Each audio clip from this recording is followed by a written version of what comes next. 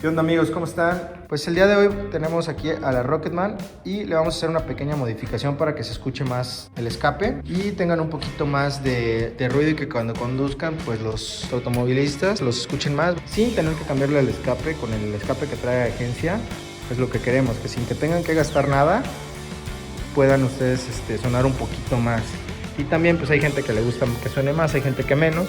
Ahorita vamos a que escuchen cómo se oye normalmente la moto, para que escuchen cómo va a cambiar. Y bueno, este es el sonido original como viene tal cual de agencia.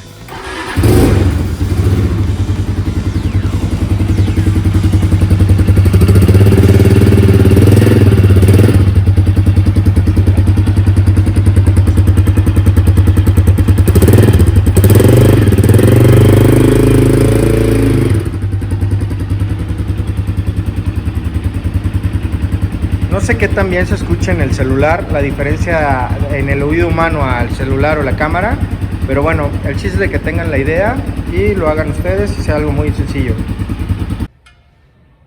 Bueno, pues ya escucharon el sonido original, entonces vamos a proceder a quitar, únicamente vamos a quitar este tornillo, el que está aquí donde está mi dedo, es el que tenemos que poner.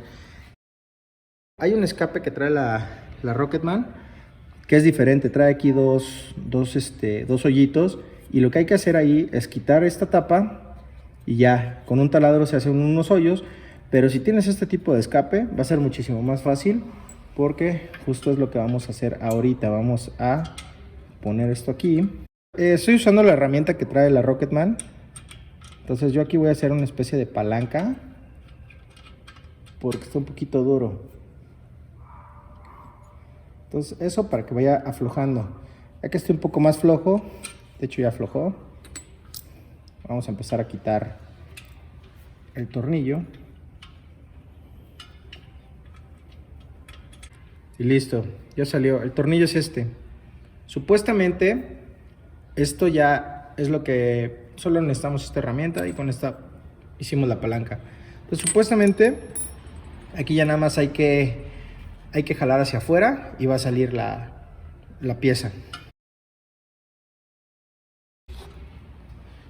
Y bueno, está un poco duro, hay que irle como moviendo de lado a lado y listo.